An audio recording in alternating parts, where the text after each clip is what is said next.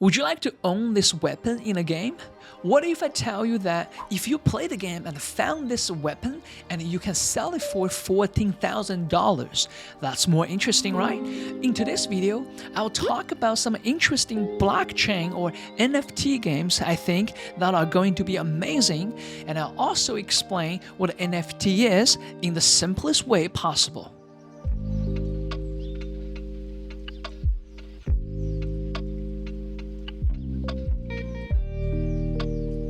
Gamers have been spending millions of dollars on gear every year. People buy all sorts of things in games, such as weapons and armors to strengthen their characters. And sometimes people buy skins to just look cool, and some even buy virtual properties in games for millions of dollars.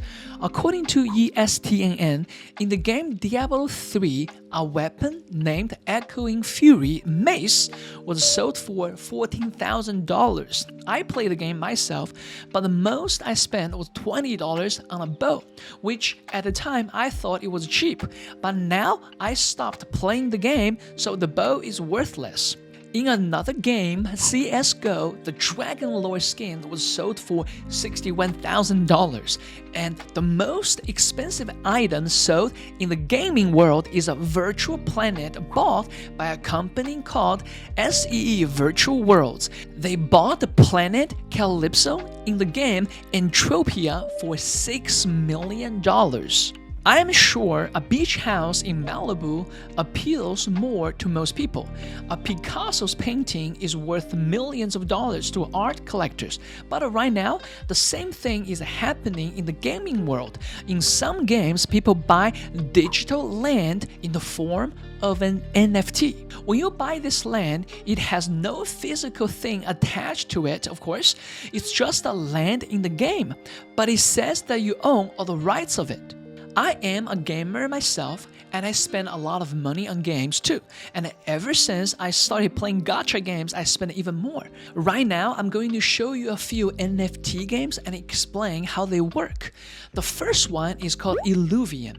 It's an upcoming NFT game where players wander into dangerous places to hunt and capture NFT beasts. They can also use these captured beasts to battle in the arenas or sell them in the marketplace for profits. Basically, it's like a Pokemon game where you capture valuable beasts, but now you can actually own them digitally and sell them for real money. If you doubt how much Pokemon is worth, in December 2020, the first edition Shadowless holographic Charizard card was sold for $369,000. So don't underestimate the prices of these games or cards. The second game is Miranda's, an RPG game where players do quests and fight evil. And in this game, you can own avatars and skins of the characters you play. You can also own inns, outposts, potion shops, temples, or even kingdoms. According to an article by the Wall Street Journal, a player paid 2 Ethereum for an outpost in the Miranda's world, and a group of people paid 1.6 million for Citadel of the Stars, which is a large kingdom in the game. Players can own in-game assets from weapons to land, and the players who own the kingdom, they can charge gamers who traverse its kingdom, sort of like a digital equivalent of a toll road. And if you own a brewery or an inn, people need to spend in-game currency to buy potions or drinks from you, or they need to pay if they want to stay in your hotel. These in-game currencies can be converted into cryptocurrencies and then to dollars. That's essentially how player can monetize in the game. And the person who paid 2 Ethereum for an outpost in Miranda's, that was equivalent to about $1,000 at the time of his purchase. And now, the same outpost is sold out in the game's marketplace, but is still available on the secondary market. It was listed on the third-party NFT exchange OpenSea for about 3 Ethereum, or about $6,000 at the time of Wall Street Journal's publication. So price went up 6 times, and this is what I think interesting for us investors. I play a game called Dota 2, and my favorite character is Shadow Shaman. He has this very cool hat a skin. Basically, it's just something cosmetic. It has no real strength or intelligence to it. There are hundreds of the same hats in the game, but I think I'm willing to spend more than $1,000 if I can own the NFT for this hat.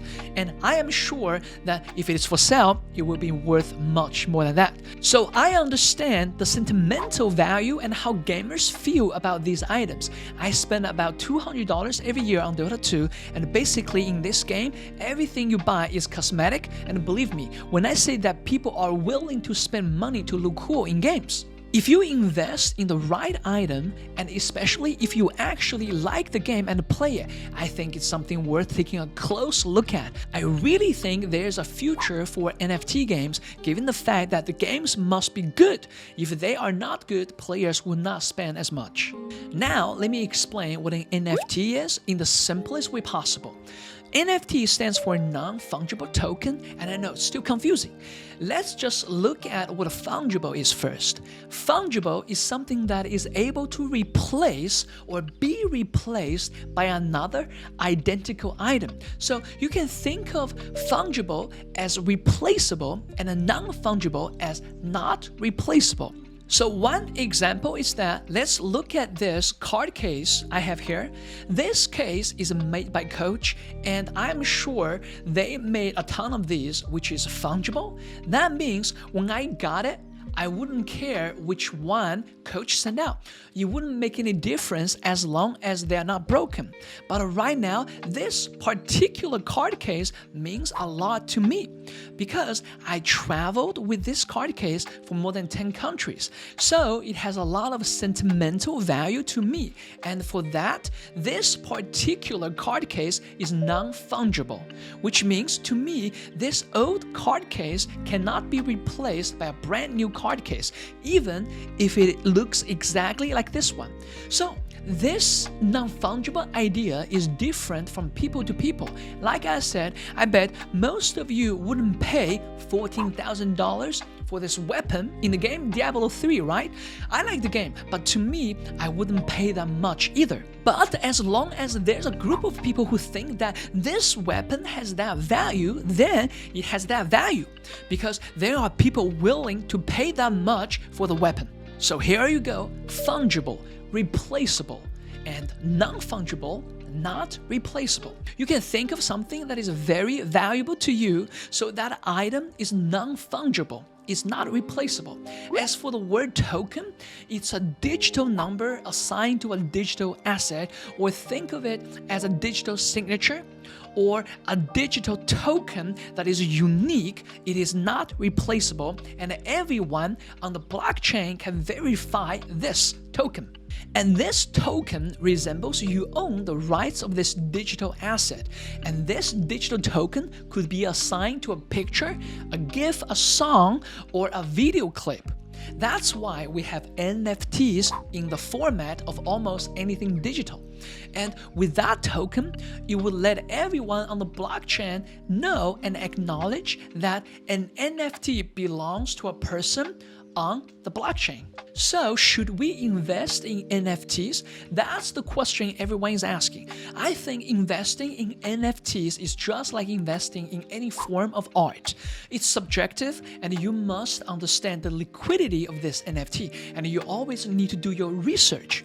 But I think to buy any form of art for investors who don't have a lot of money, which is us, my recommendation would be love.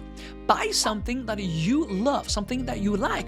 Buy something that you love. Buy something from artists you love. And in that way, you support the artists you like, and you also have something that you know it has some kind of sentimental value to you. And if the value appreciates in time, it's great. If not, it's still something that you can tell your friends about at a dinner party because it means something to you. And remember that you just supported an artist that you like. Furthermore, a lot of us play games right now, and I believe that these games, they will provide a lot of sentimental value to all of us.